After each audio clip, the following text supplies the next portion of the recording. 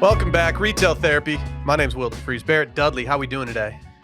You know, a lot better now that I'm here. I was coming in today.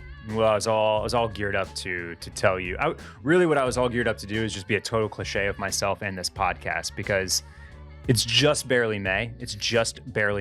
But every evening already, I've been like going outside to play with the dogs, let them run around a little bit. And I'm already sweating my ass off. Yeah. Thanks to the humidity. Yeah. And I was going to come in here and talk about how, thanks to the New Yorkers, New York City Martini Tour, I really just want to be bundled and layered up in New York, drinking martinis at a sweet-ass hotel bar. Yeah, but they're popping right now, right? Isn't it nice spring weather up there right now? I think it might be kind of warm in New York based on some memes that Nolita has put I've seen out. some memes as well. I've seen some memes. I get my forecast from memes. Based on what the memes are talking about, like clothing-wise, so I know whether Nolita New York Dirtbag is the new Al Roker. Yeah.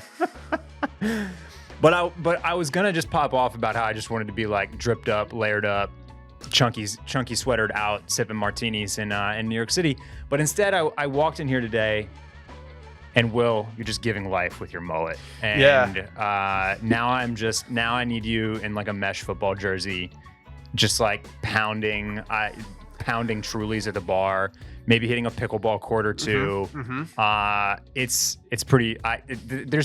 I think this is going to stick around for a while. I don't know, man. I saw some tweets that like Sally might not like it. I think she's low key. No, she really likes it. Yeah, okay. She really likes surprising. it. This is not surprising. This is edgy. This is new edgy Will. I've never seen anything like this before. It's going to be if his mom his mom comes in and actually likes it, it's game over. She sent me a text earlier today and said, mullet ? And I responded to her, obviously. And I said, yeah, people seem to like it. I know you won't. And I sent her a photo. And she just said, it's not that bad. Yeah. That's pretty good. That's pretty good review from my mom. So we'll see how this pans out. This is you nailed exactly what I thought you should have gone for when you were talking about doing this, which is basically it's like the mullet light, you know? Yeah. Well, I didn't have that much to work with. It technically is, but you got the fade down into the beard. It's making me come back around to spring summer, even though I was already out on spring summer. Well, I was going to say, you came in. It even begun. You walked in today wearing full jeans, a long sleeve plaid button down, and a black polo hat. You look like you're ready to go out for a fall stroll right now. No, I was today. I was just like saying fuck the weather. No, see, I got my surfer shirt on. I got my mullet going. I'm feeling kind of like an Aussie party boy right now. I know you might have to go like little tiny like a Lordy stud. I don't know. Maybe like complete. I thought about putting a book in my back pocket. Nice, Randy. Yeah, earlier this morning, just walking in. Yeah. I don't have that many small novels, and I don't think it's like that swag to walk around with mice and men in your back pocket. It's just kind of a tough look. Yeah, I went in, and I hadn't got my hair cut in so long, and I said to her, I was like, we kind of have to do something different today. And she looked at me like, oh, like keep it long, whatever. And I was like, I need you to give me a mullet. I've lost a bet on the Circling Back podcast, and I need to make good on this. And so I sat down and I started showing her photos. I showed her the photo that you sent me. That was a guy who had a kind of a mini mullet with a beard. And then I showed her a photo of a side shot that I found of Paul Mescal's mini mullet. Yeah. And then I had another photo from a listener who sent in his own mullet that I thought was actually pretty good. Okay. And so in there, we found some middle ground. I did catch her taking off some on the back to make it less mullety, which I didn't have the heart to be like, hey, these guys are going to really want it as long as possible back there. But it's been a weird experience ever since. Like, I hate to say it, but it actually feels good to go like this. Yeah. Like you can feel it in the back and nothing in the front. Right. It's just a great sensation. Yeah, it's kind of like, it's like the classic John Kruk, you know? Yeah, I mean, ex-Philadelphia Philly. It just feels kind of freeing, man. You've now we've already evoked two baby girls. I mentioned Alordi, then you mentioned Mescal. Yeah, we didn't get a gong. We didn't get a Paul. gong for Paul. You guys are sneaking him in there. That's okay. That's okay. And Randy, you don't have to do any more gongs. I had to bring up there's a Ringer podcast that I listen to sometimes called The Big Picture, it's like a big movie podcast. And they just put out today, I believe, their movie star rankings of the 35 best, like hottest movie stars under 35 years old. Okay. The Euphoria kids are all over this thing. That's the first thing. Zendaya, Sweeney, Alordi, and Hunter Schafer all on this list. But the baby girls are all over it too. They're all over it too. Timmy C's at number 2. Barry Kogan made it. Paul Mescal's on it. Alordi's on it. Mhm. So it's just, I mean, It's a good time to be a baby girl. it's a good time to be a baby girl. Yeah. Yeah, I should probably start watching more movies. I think I've watched a collective about like 3 movies in the last year. I don't watch a ton of movies either. Like it's just, I wish I did. I want to watch more movies, but it's like golf, it's hard to carve out that I think time. the last movie I watched was Saltburn, if that tells you anything. Yeah. Like I just straight up don't watch Which anything. did you finish, Saltburn? I did finish Yeah, Saltburn. okay, that's Yep. good, that's I good. finally finished it. It took me about a month to watch just because I split it up into 2 parts, and Yeah. for some yeah. reason I do that, but that's okay. That's okay. That's the thing about movies. It's dangerous. If you don't finish it, then you got to come back, and it's like, well, then you got to find the time to come back, and you're like, then you want to watch other stuff. You got to find the right vibe it's when a you come mess. back. It's a Like mess. if the vibe doesn't match the first time you started watching the movie, it just feels a little weird. Yeah. Yeah. Well, Will, how do you think this mullet is gonna like? Are you gonna have to start dressing differently? Has this changed your whole vibe for like how you're gonna go to Vegas for the Dead concerts at the Sphere? Like, I don't know. So like, yeah, when I was getting dressed this morning, I did what I usually do. I shower and then I put on some just casual clothes to take care of dad duties all morning. sure.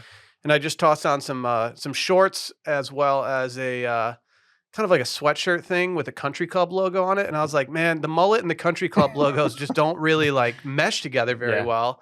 And yeah, it's just been a wild ride. Did the kids notice? No. Okay. No.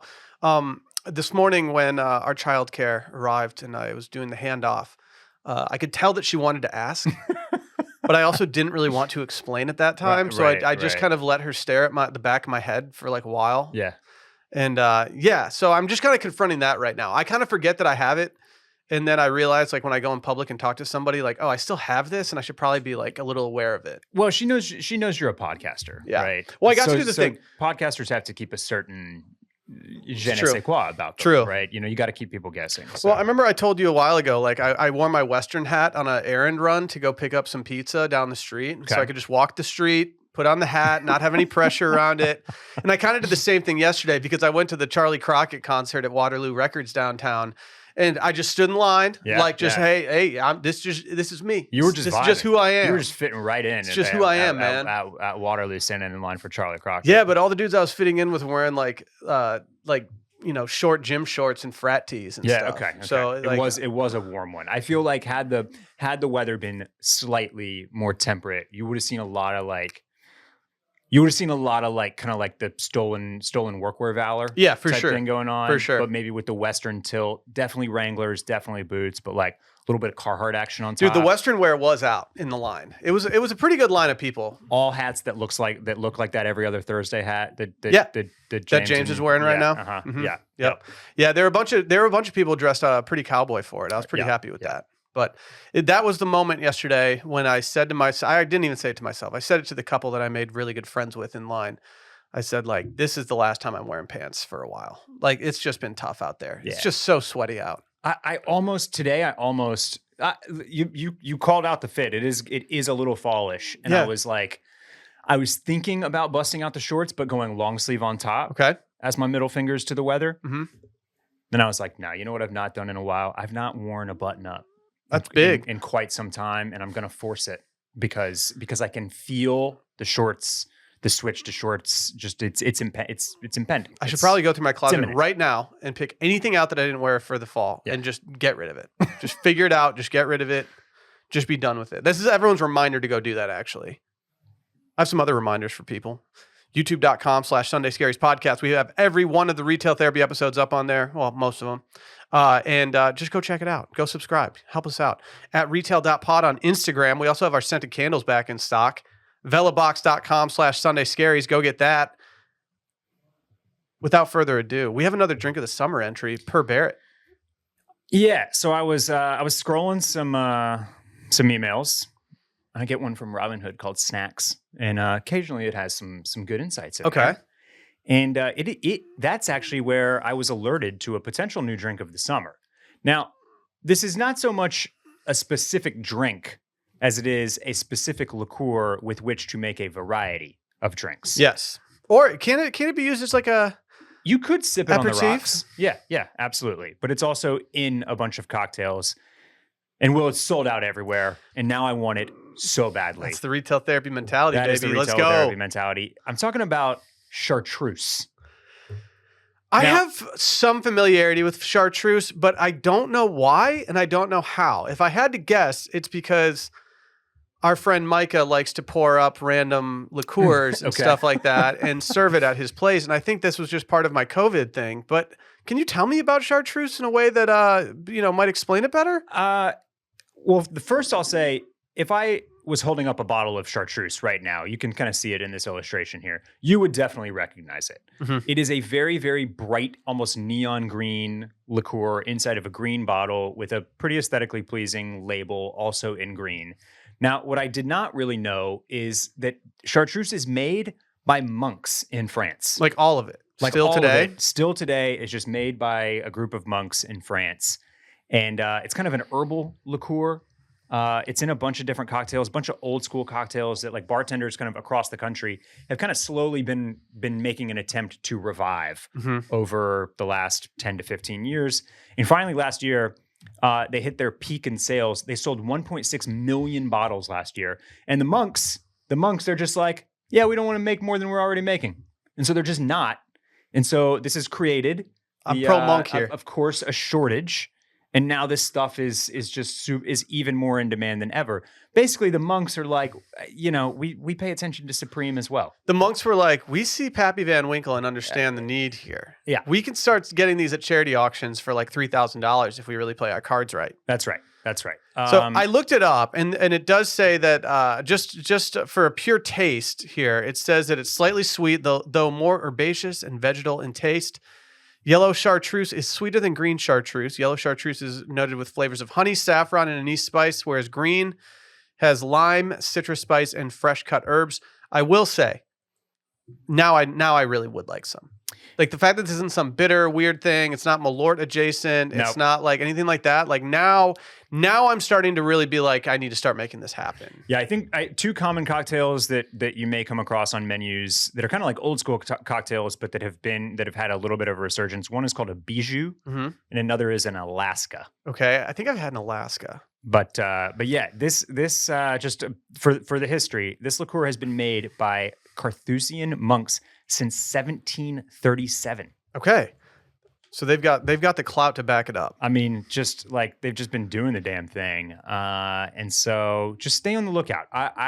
Could Chartreuse replace Saint Germain Yeah, well, that's the world in a that it Hugo lives in. Spritz?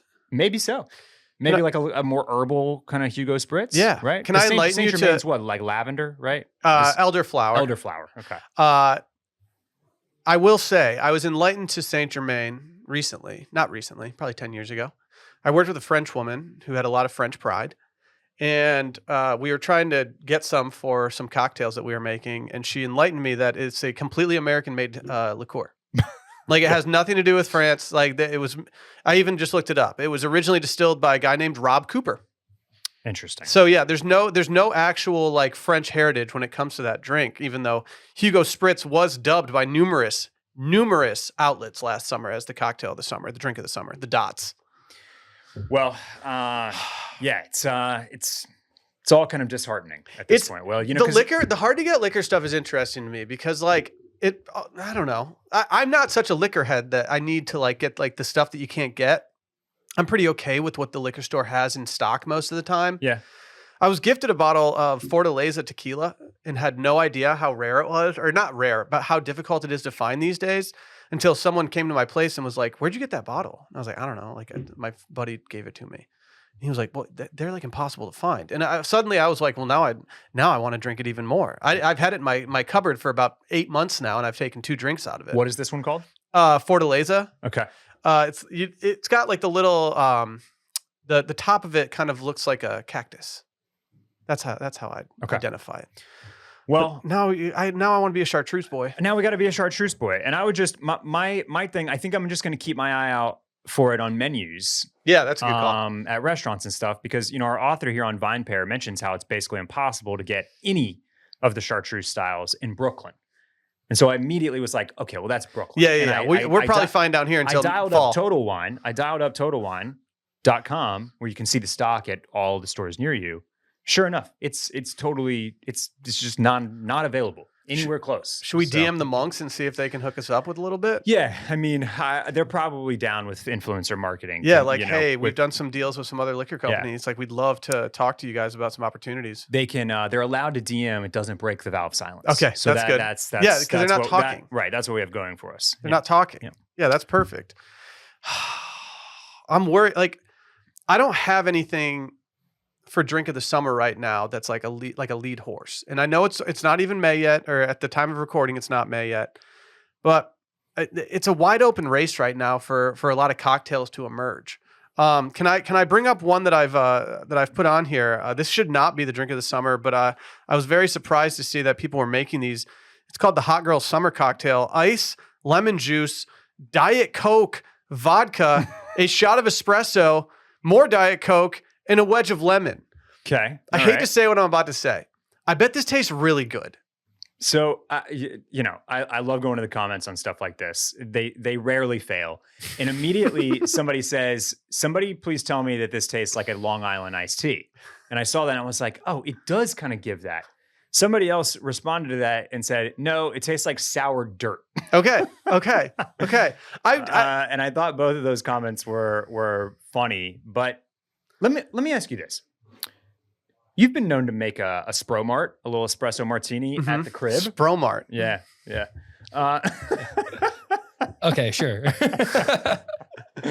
Somebody, I did not make that up. Somebody, a friend at work started saying that. Spromart. And at first I had no idea what she was talking about. And then I figured it out and now I kind of like it. When you do that, how are you making the espresso?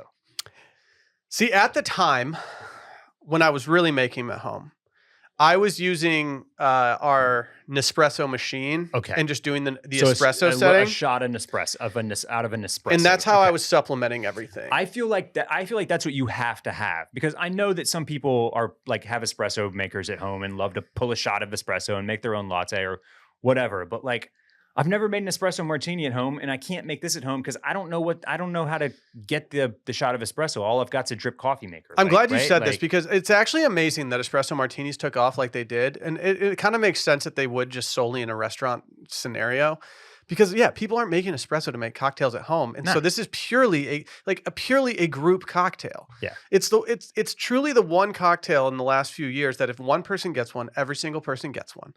There aren't very many cocktails out there that do that these days. No. Like, even when Aperol Spritzes were having their heyday a couple summers ago, if one person ordered one, it wasn't a waterfall situation. And so what I am really just looking forward to is when there's a different waterfall situation that's not espresso martinis. I feel like it kind of has to be something a little bit degenerate.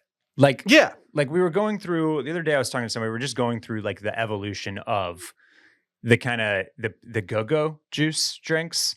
Like, do you remember Sparks? Yeah. Way back. I forgot about Sparks. When? Like, that was like the precursor to original Four Loko. For sure. And then there was Four Loko. And then we like moved on to Rebel vodkas and H bombs and Vegas bombs and all of that.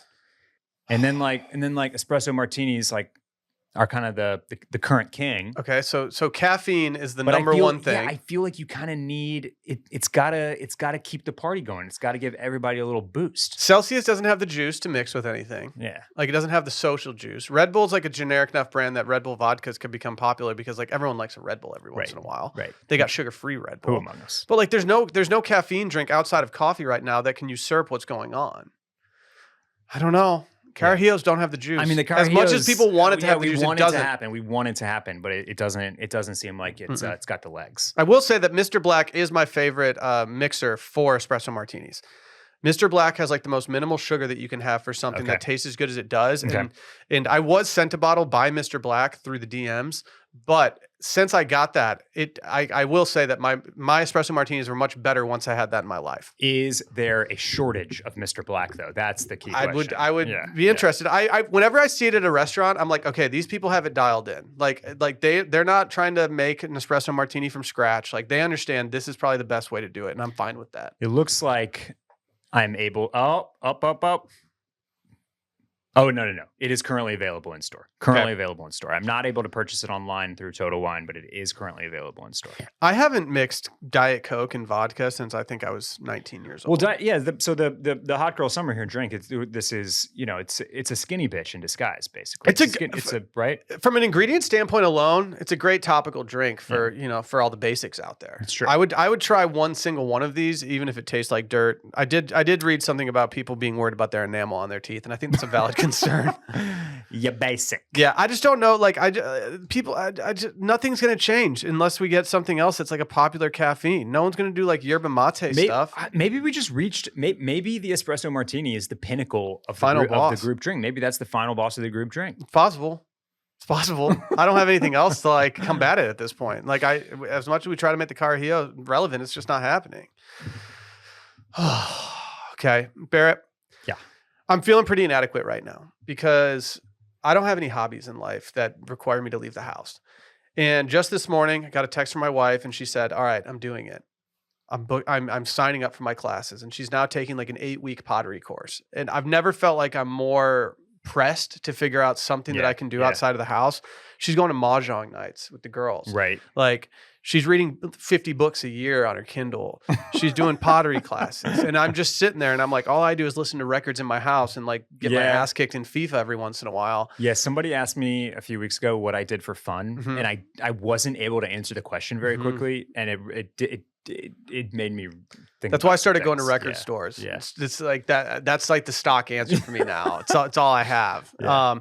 But now apparently the per numerous outlets, we have 2 different things that people are doing that are apparently causing people to really enjoy their company. It's chess clubs or pickleball. Where would you like to start? Let's start at chess clubs. Okay. Yeah. I've got more time I like both of these for different reasons, but I've got more time for the chess club. Well, there's an LA chess club. Yeah. It says it's a hot spot. It's Thursday night in Santa Monica. You're feeling good.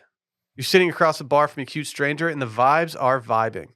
In a spacious warehouse-style space, which might sound a tad sketch, but somehow isn't at all, 20 and 30-somethings are seated around rows of tables with chessboards. House music is bumping, drinks are flowing. There's pizza being made on site, and 2 tattoo artists are around if you're feeling adventurous and looking to commemorate the experience. And if you need a buffer for maintaining conversation with someone unfamiliar, no worries. All of this unfolding as you play a low-stakes game of chess. This is the magic of the LA Chess Club. Yeah. I feel like this is a merch play for people. Like, they're just going to put out LA Chess. Like, the merch is going to be so fire. like someone just wanted an embroidered sweatshirt that says like LA Chess Club on it, and they were like, all right, we should probably just do one in a warehouse somewhere. So between both of these things, between the other article that we'll pull up is from the New York Post, which was getting shared in group chats today across the country. I'm quite sure it was appearing as a text as I was like watching you add it to the rundown. I'm pretty sure earlier today, and like. The thing about what I like about both of these is that people are looking for more connection other than just like getting drinks at the bar. Mm-hmm. And it's kind of like an age-old piece of advice. Like, you get up into like your late 20s and some kooky aunt of yours or somebody would be like, well, the reason that you're single is because you're looking for love in the wrong place. Mm-hmm. You think you're going to find it with the floozy at the bar? Like, right? Like, it's like, no. And they always tell you, you got to find an interest, and that's how you meet floozy, like through your friends, or you go volunteer, or you at church, or like whatever, right? And these are way more, these are better grounds on which to meet somebody and connect with them. And so I'm glad that the Z's and the Zillennials and the Zoomers have kind of like cracked the code a little bit to be like, going out, the house music, the drinking, it's all well and good, but we need we got to have something to do, or else we're just all standing around. Right. And that's like, it's not conducive to actually like meeting and, as they say, vibing with somebody. And the vibes are vibing. The vibes are vibing. Do you think and frankly, the vibes seem like they're shifting. I would have asked them to take that line. I would have asked them to take that line out of the column if I was editing. The vibes are vibing. Hey, I get what you're doing here, but like, I don't, even italicizing it doesn't feel great. So I think we might need to just take this out. Definitely a millennial writer wrote the vibes are vibing. Yeah, for sure. An aging millennial, just like myself. Yeah. I mean, here's the thing. I don't really particularly like chess. I don't mind a board game every once in a while, and I don't mind playing a board game while I'm drinking. I don't mind people doing it in public. I kind of actually appreciate that when breweries have like games or something that people can play because you are just there to have some drinks and do whatever. So if you need something to take your mind off of it. But there's something like almost like intangibly annoying about the LA Chess Club. Maybe just the branding of it. Like, oh, it's LA Chess Club. But like on the surface, I don't hate what they're doing here. Yeah, if you don't call it a chess club and almost like and center the chess, if you just offer the games as part of your bar, nobody's going to play them. Yeah. You have to the activity needs a little bit of forced, participation in a way. Yeah. This is like a little chess is like too boring for me to want to go to a bar and play it with people. I feel like I'd be distracted and I'd just get too competitive and people would be like, why is this guy angry at this bar right now playing chess? Yeah. You'd get a little too competitive. Yeah. We need to join clubs, dude. You just said that. My dad is like out here like going to fly tying events for like fly fishing and stuff. And like I'm doing nothing. Yeah. And I just don't know what to do at this point. When Sally went to her mahjong night recently, I was just like, there's no male equivalent outside of playing golf right now for me. Poker night? Yeah, but no one's doing, I feel like poker night has like gotten chuggy as hell. Like you can't, like if you slide into the group text and you're saying poker night, people are gonna be like, all right, Chris Moneymaker. Okay, that's only because because we went too hard on it in 2010. The New York Times hasn't written an article about how 21-year-olds in fucking Park Slope are like, it's true. Starting up playing high stakes poker. Again. Yeah. Toby Maguire's hosting high stakes poker parties. All it takes is one article from a publication that we follow to be like, poker nights are back. All right. And we will start having poker nights. So I mean, let's I don't know. We just got to choose. We got to choose something. We got to choose a male bonding hobby / activity. And we just need to lead the chart. Let's get together and play bananagrams, Will. Yeah, I mean, what would the girls do if we were like, no, it's bananagrams night with the boys? Like they can't deny it. It's a dumber game than mahjong, but at least we don't have to learn how to play it. It rolls off the tongue, but little bananas with the boys. Yeah. Like I'm fine with that because if there was a gun to my head right now and it was like, Will, you have to join a club, I don't know where I'm going first. Yeah. Like I've thought about going down to the park and maybe joining some pickup soccer games, but I also don't want to like ruin an ACL because I need to get out and make friends. Right. And so like that takes that part out of it for me. This is so stereotypical male, but like, could you go inject yourself by yourself? Could you just show up to the pitch and be like, I'd like to run fives with y'all. It'd be really hard. Yeah, it'd be really hard. Like I've thought about that. Like I've gotten better at doing solo stuff since moving to Austin and kind of being forced to do things solo. Like the concert I went to yesterday, I went to it alone. You met somebody there? Yeah, I ended up just talking to the people in line next to me. Had a really good time talking to them. Was there a guy involved? Yeah. Maybe he wants to come to Bananas with the Boys. Yeah, he might want to. He might have to come in. He doesn't live in Austin, so he might have to drive 45 minutes every day, but we'll see. But like, I don't know. I just, as far as clubs go, like I gave the pottery thing a try with Sally. It was clear that she was better at it and enjoyed it more than me, so she decided to keep pursuing that. But like so many of the hobbies I do are to get away from stuff when I don't think that's what I should be doing at this point. Like golf is too time intensive to go out and do, and it only happens during the day. It needs to be a nighttime activity that gets me out of the house after dark. That's kind of my one requirement. Well, maybe what we need is just a bunch of pickleball courts that have lights. See, here's the thing. Pickleball is, for me, the only reason pickleball is like hateable at this point is because so many people are too into it. Yeah. I went through we had a couples trip a couple weekends ago. And we played a lot of pickleball on this trip, and I had an absolute blast. I'm very envious. More than anything, on the thing about the pickleball is I'm just jealous. I've still not played.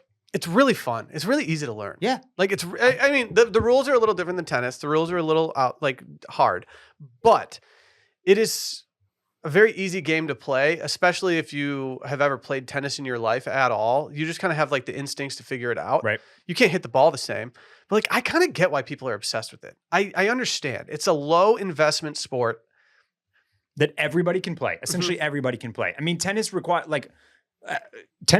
a pretty significant athletic ability, I would say. Yeah. Especially to get good at, especially to really play and like rally with somebody, right? Yeah. This is way lower stakes. Like you basically just need a little bit of hand-eye coordination, and I feel like you can pick up pickleball pretty easily. Well, this says the city. This is talking about New York City. It says the city's pickleball courts have become hotspots for Gen Zs and millennials looking to play and find love without hitting the bars or logging on to Hinge. Randy, he says there are good-looking people here, so you never know what's going to happen. Said Christina, 25, of the bustling courts on Houston and 6th. I mean, Houston. Oh my God. Oh my God. That's tough. Yeah, I mispronounced a certain soccer team's name on our last episode, and that one was tough. No. I knew it happened in real time, but it was one of those things where it's like if I gloss over it, maybe the entire population will. But it took one DM for me to just have my heart sink. What can you tell me which one you mispronounced? Celtic and Celtic might have been mixed All up. right, all right. You know. Yeah, you know. Well, the Boston Celtics are in the NBA playoffs right now. That's an honest mistake. If I was 25 living in New York City, and I had 3 guy friends, and we were all single, I think a pickleball court would be a great place to go. Hey, let's go down and play some doubles at the pickleball court and see if we can get some mixed doubles going. Yeah, what totally. an easy situation. Very, very easy. This is so much. Yeah, I think this is great for the young people that they are finding other ways to connect that are like, just like honestly way friendlier than what we were doing. A dark, dingy bar. Yeah. Maybe the youngins are onto something when it comes to not drinking as much and actually creating connection in life. Yeah, I don't know. Randy's shaking his head. Like, no. Do you remember what this does kind of remind me of? Just listening, like there was a little bit of a push for this. There was an app about 10 years ago where it would basically like put like 3s on 3s. Grouper. Thank you.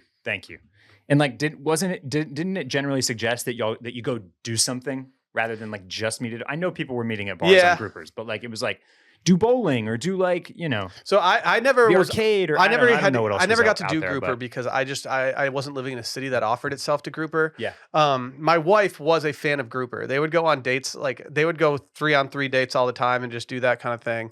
And like it sounds honestly so great. Yeah. That sounds like so much more fun than just a dating app. It also sounds like there's just a lot more investment. But like if there was, I don't know. I don't think young people would actually go for an app that matches like similar activities with friend groups, and like I don't think people would actually follow through on that and do it. Well, I think people are also. I think we're like deep into the app life at this point, and I think I've seen statistics that I think it's like well over half of couples now met on apps. I believe it, basically.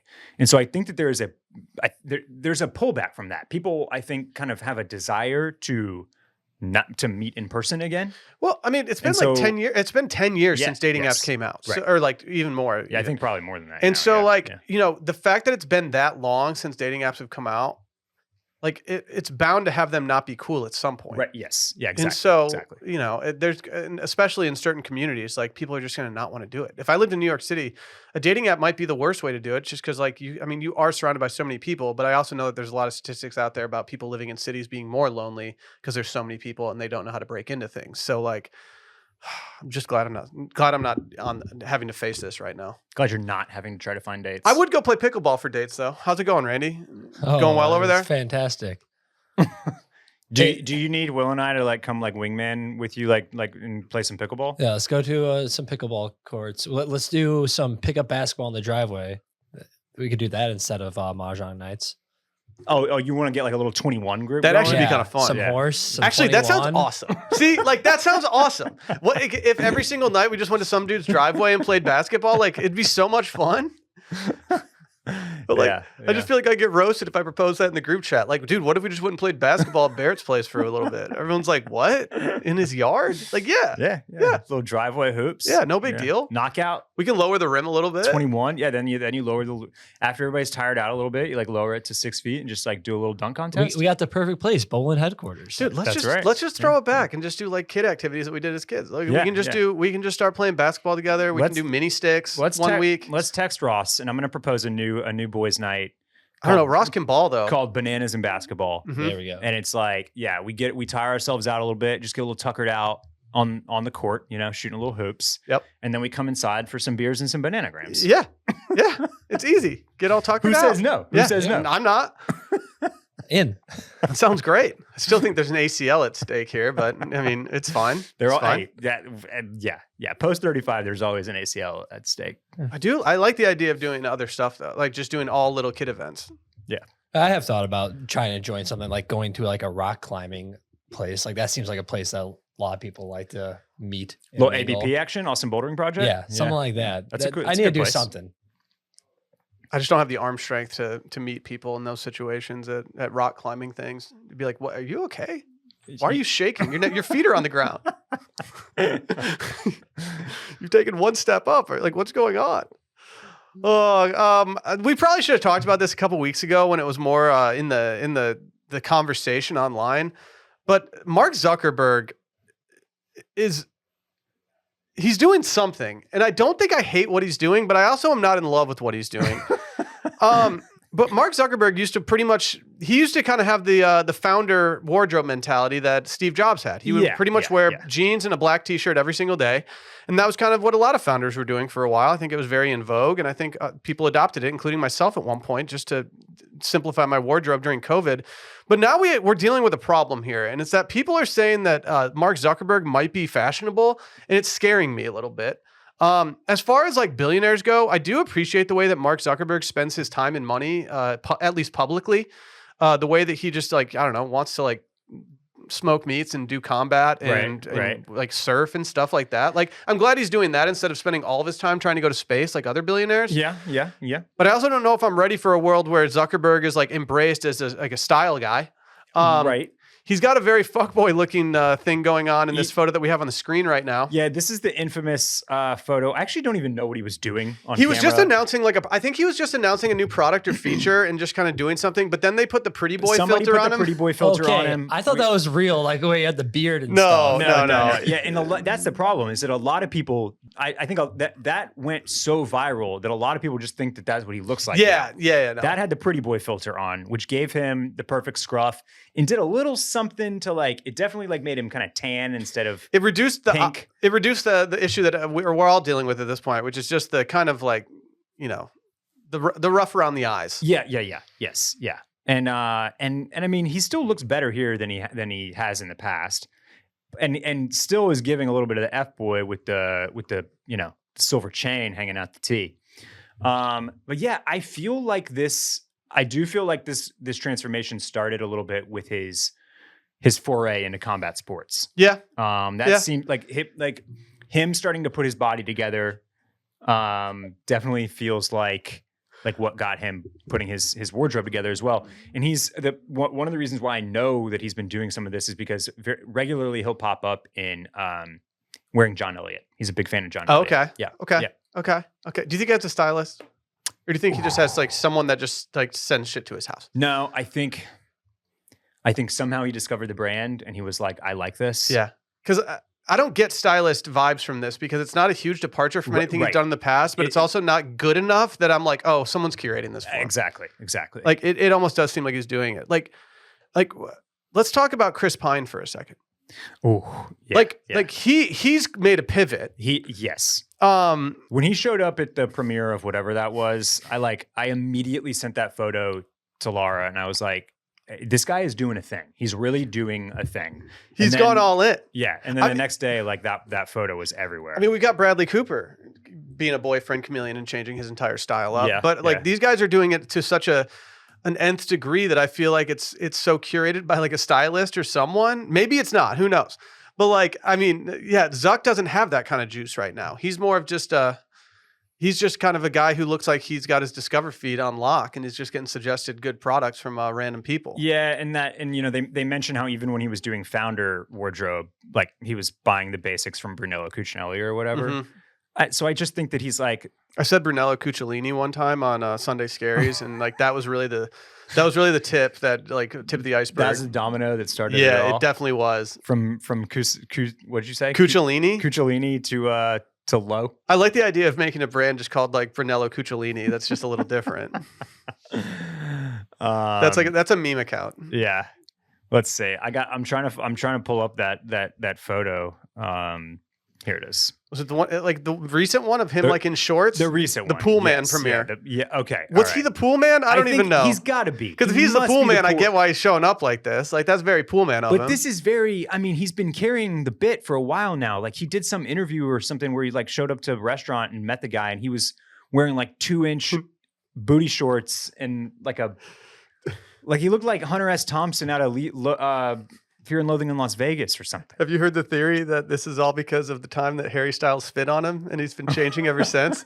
He's just been evolving with Harry's spit. I've not. I mean, it kind of makes sense. But I like this theory. Like it does kind of make sense based on how he's dressing. He's much more Harry Styles than he was a couple months ago or a year ago. The night, look, when you commit to short shorts, when you're just like, all I'm wearing is coochie cutters, Camp counselors. you do develop some nicely bronzed legs. Yeah, his legs are looking. I mean, I gotta say. Do you think before, if you're the pool man at the pool man premiere, like you're definitely getting spray tan before that, right? You can't show up pale to that. Well, probably, but because there's a significant. We got some orangey tan happening down here, and then there's a difference. Face. Yeah, well, he might be covering up the face with a big sun hat and just letting the legs go. Maybe he might be deploying what I did for a long time, which was just telling myself that the hair on my legs would be enough SPF for my legs, and I didn't need to worry about them. Yeah. Yeah.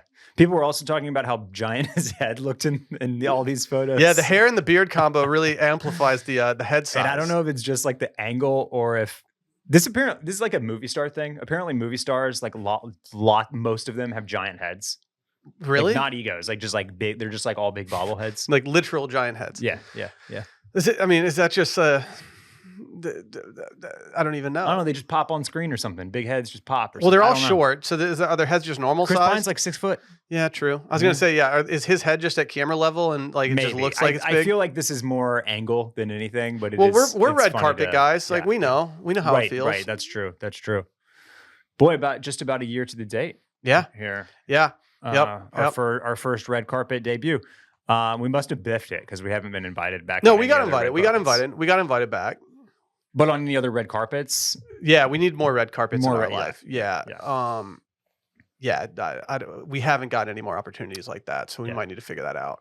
Wasn't that one of our resolutions leading up to the year? Like we needed to be on one more red carpet, just one more. Maybe we just figure it out. Maybe we just wander onto one somewhere. Maybe, yeah. Something that was popping up during Coachella time was a lot of slogan graphic tees. And I started, once I noticed it, I couldn't stop noticing it, and I couldn't stop seeing how many people were doing this. And so I started to do a little research on it. And sure enough, like it's just a thing. I don't know how I feel about slogan graphic tees. This takes me back like 9 years to when Private Party was like the most popular thing in the world. And like girls were just wearing that to every single bachelorette party, every pool day, every brunch, every single thing. And it became such a thing that it became basic almost. It was Pool Party and Buy Me Brunch. Yeah. Buy Me Brunch. I think so. They're like big, slow. Yeah. And now they're kind of making a comeback, but maybe in a little more like kind of cheeky way. And I don't really know how I feel about it. Like, I think that there's a place for them in life, but I also think that they are a little cheesy sometimes. But like, maybe cheesy's fun, and maybe I just need to get over it. But like, I just feel like they're everywhere. Are you seeing yourself wearing any cheeky tees anytime soon?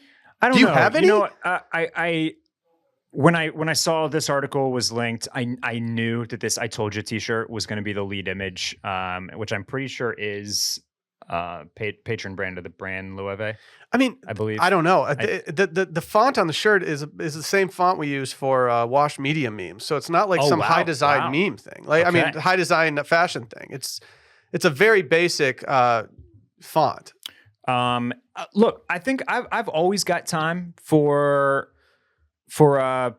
like a good graphic tee. You know what I mean? Mm-hmm. And so I think that the graphic style definitely is like part of that just comes and goes and ebbs and flows based on what people want to put on t-shirts. I'm not like dashing out to like add a couple slogan tees to my wardrobe. So like, I feel like I do still have a couple laying around. I don't know how to go about shopping for graphic tees, because you can go vintage, which can get out of hand if you start going down like the real hardcore vintage ways, or you can buy something new that looks vintage, that kind of feels like I'm stealing valor from the vintage stuff. Right. Or it's like something that's just been made for a brand where I'm like, okay, like is this brand like, is this cool enough from this brand to like, wear the graphic of? And it's always like this internal battle that I have of like what graphic tee is cool versus what is like obvious or like lame. And I feel like I'm in such a middle ground that I never fully commit to any graphic tees. Besides, this is like one of the only ones that I own that's not like a band tee. So my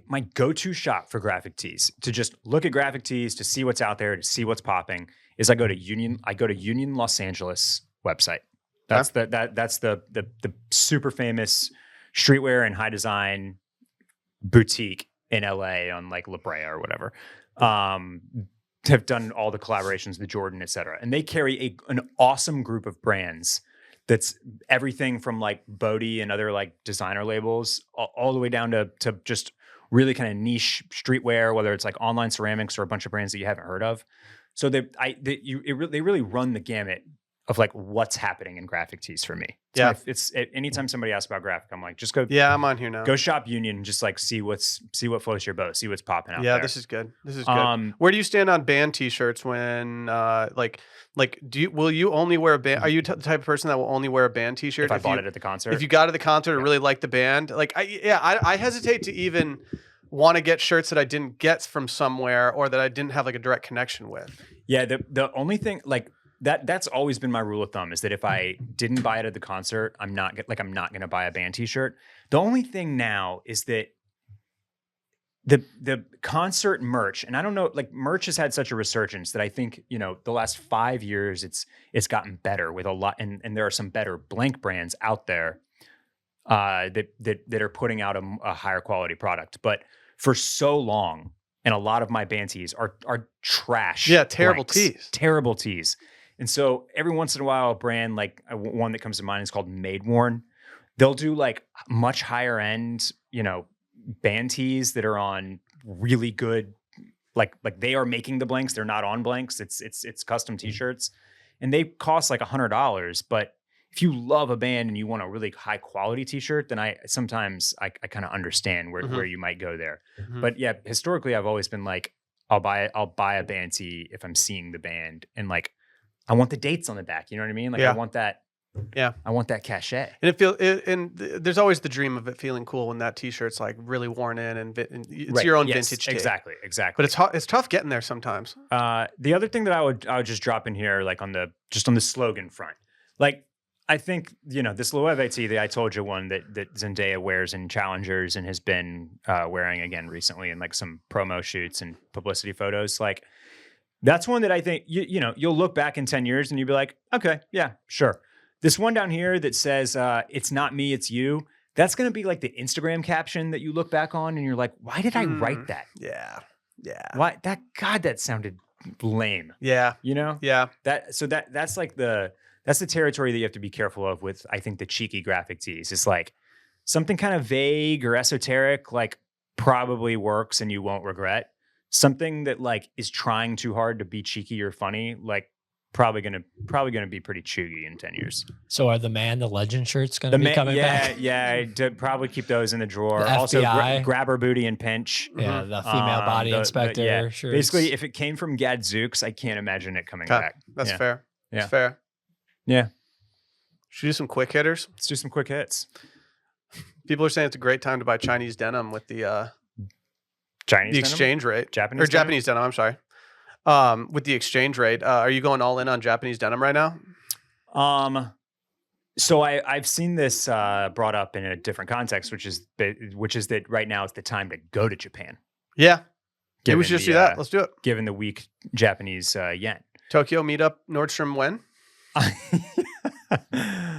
Call us up, Tokyo Nordstrom. I saw this and I was like, oh shit, should I save this tweet and just start Googling Japanese denim right now, even though I don't wear jeans like ever? I do. I'll say, look, I don't know. Like, I think where this, we've talked about this half dozen times on the podcast, right? Is about like the proxying from Japan. Mm-hmm. That's where you'll get the dollar to count here, is because you'll pay a lot less in American dollars because the yen isn't as strong. Yeah. So now is the time to like hit Zen Market or Buy Japan or name your proxy service to grab Capital Denim or Samurai or whatever else. But this also makes me think there's a new store that just opened in Austin that has locations in like Portland, LA, New York, and Cabo, I want to say. It's called Self Edge. It opened just down the street from here. Super cool shop. They carry a ton of badass brands. And they carry a lot of like real Japanese denim that is kind of hard to find. And I really want, they've been dropping some cool Instagrams recently, and I'm like, maybe I do need some Japanese. Yeah. I need it to sell out before I start really wanting it, though. That's true. I need no more denim to be available from Japan. Right. There's a new aesthetic that's dropped. Of course, cowboy culture is now it's just gone to everything, but now it's including it's really dove into the coastal grandma aesthetic. Now we've got coastal cowgirl. Coastal Cowgirl. Yeah, Okay. these two things just don't really mesh to me, and I understand, like, but like I don't think just wearing cowboy boots by a body of water constitutes saying that we have a whole new aesthetic on our hands, people. I think we're over aestheticing officially with Coastal Cowgirl. Okay. This lead image just looks like cottagecore, or like, I don't know, Westworld cosplay. Yeah, like I just don't. Coastal Cowgirl, I'm fine with dressing like this, but we're not doing Coastal Cowgirl. This is basically this is like Brandy Melville or Free People, but add cowboy boots. Yeah, I guess. Yeah. For sure. So just don't hashtag a Coastal Cowgirl if you're wearing boots by a body of water, because I'll make fun of you on my head. Barrett, I know that one of our favorite shows is currently that just resumed filming overseas. Emily in Paris. That's correct. How excited are you that this is going to return in December? Honestly, Will, I'm an embarrassingly amount. It's not the right adjective. You're fumbling your words because you're so excited. I am speechless at the level of excitement that I have for this. No, look, did you get all the way caught up on Emily in Paris? Oh yeah, for sure. Yeah. Okay. So It obviously, no spoilers here, but big cliffhanger at the end of the season. One that I have no idea how they are going to resolve. I actually don't remember the cliffhanger in a way now. that makes any sense for the story, for the narrative. They pulled a huge lever, and so I'm dying to see what they do. I'm also very excited because I think we're going to get they have always shot Emily in Paris over the summer in Paris. Okay, but there's a little event happening over Paris way this summer. It's true. I don't know if you've heard about this, but the Olympics 2024 Paris. So they can't shoot in their usual time, so they had to bump it up. Okay, which means I think we might be getting some extra special layering moments.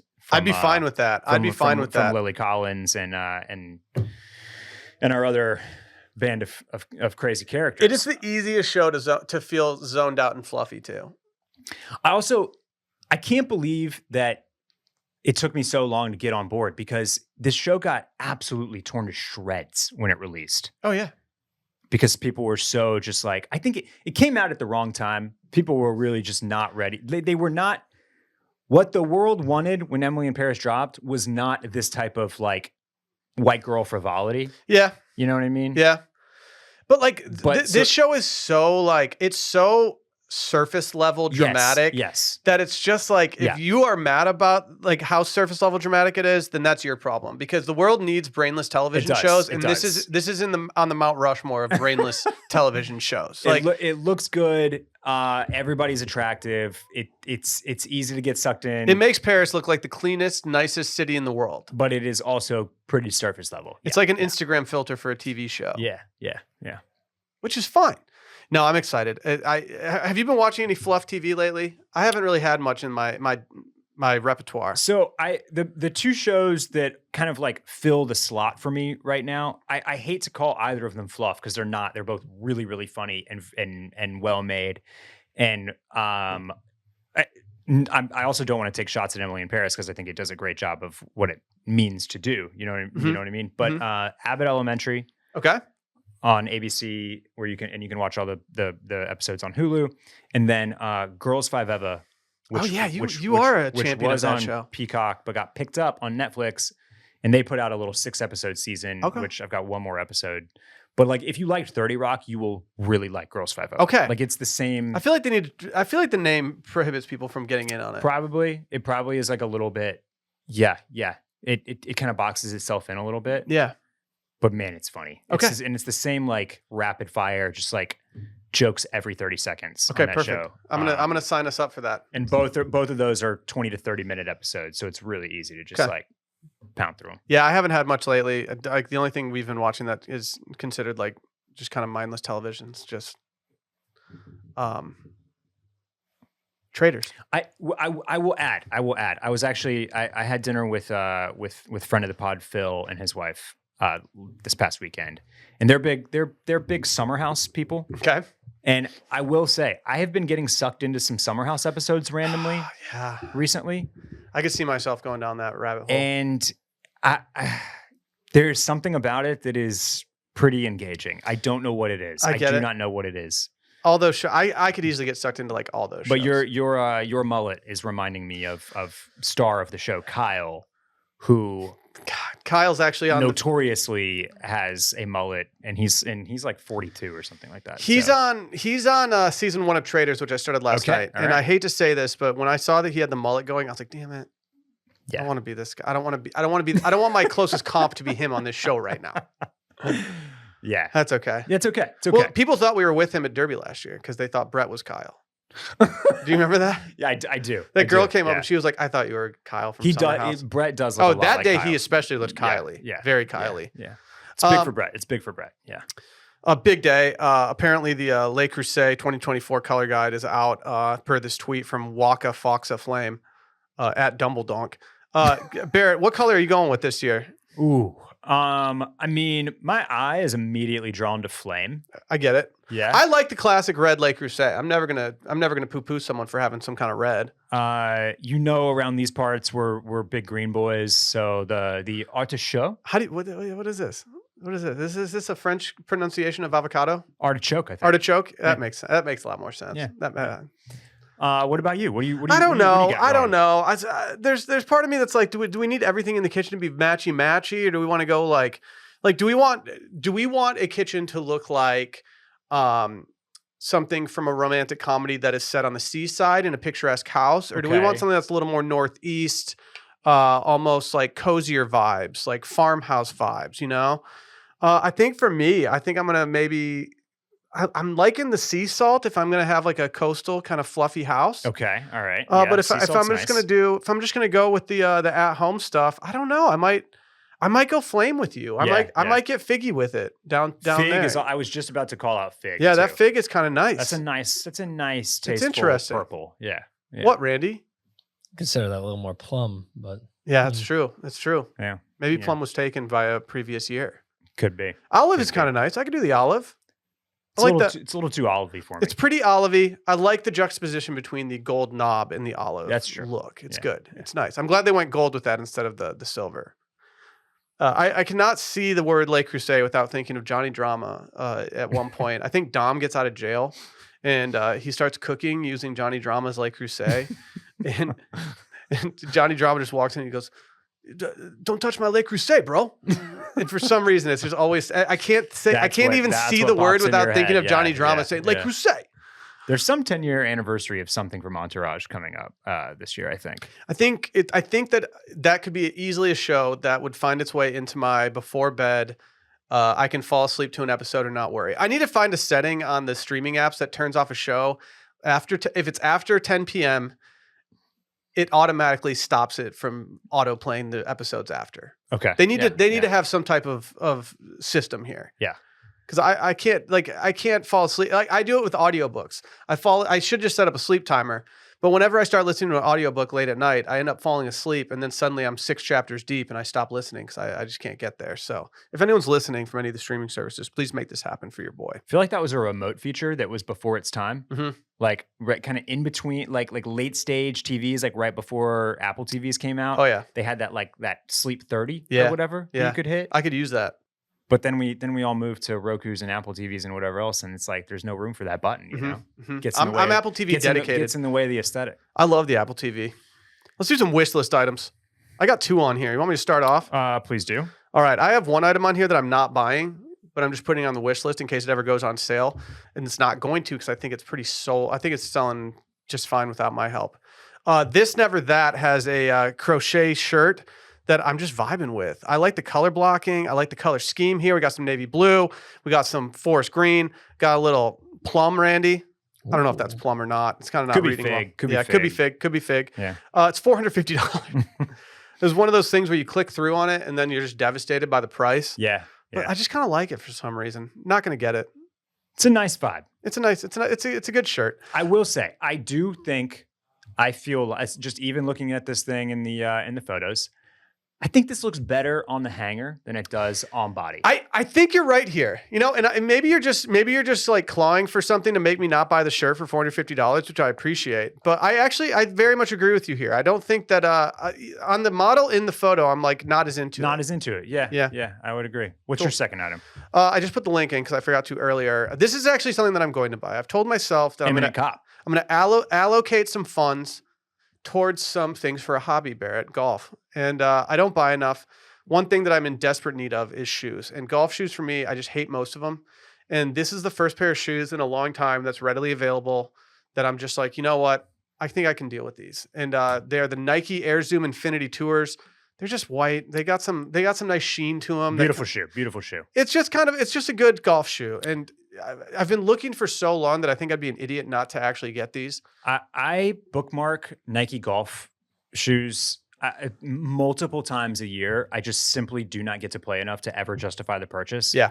But that's one thing that Nike Golf still does better than anybody else is the golf shoes. And the golf shoes largely are trash. This new NRG Infinity is like one of the best looking, cleanest silhouettes that they've put out in a long time. Yeah. I really like the kind of balance between, yes, it looks like a Nike sneaker, but it kind of has some of the FootJoy class as well. Yeah. So it's just tough. Yeah, that's a nice middle ground. I really want to put together one day a list of golf brands that are not, Nike, Adidas, TaylorMade, like just like smaller golf brands and do a newsletter on it. I just haven't done it yet. Yeah. If there's an actual need for it, please just tell me to do it. All right. I'm going kind of dinky with my wish list ad this week, but this has been look, it's a tab I keep coming back to, and I feel like maybe some people would be interested in Noah's new slouchy sock. Ooh, I'm in the need for some new socks. This has kind of been a little thing happening that maybe men want in on the action of a little slouchy sock, right? A little bunching at the ankle. I know Randy's been bugging us about what type of socks. He's always talking about what socks to use. I'm wearing no-shows today. I would be disgusted. You're just come on. Sorry. So I do kind of wish that these came in like a white. Right now it's just pink and gray. Maybe the white already sold out. So I think if I grab a pair, I'm probably going to go for this gray pair. But like, I just think this would be maybe the pink pair is the right pair. I could just see these poking out of a loafer or some type. Is this your entry to boat shoes and tube socks? Maybe a little Samba or something. I don't know. Just like I'm ready to try a little slouch sock. Okay. And these popped up on the radar, and So I'm in. I'm throwing them on here. It's just a little like, maybe I'll check these out. Okay. Yeah. Okay. I'm okay with that. I'm in desperate need of some socks. I'll take any recommendations out there. I think that's all she wrote today. Okay. I had fun. As always. See you guys later.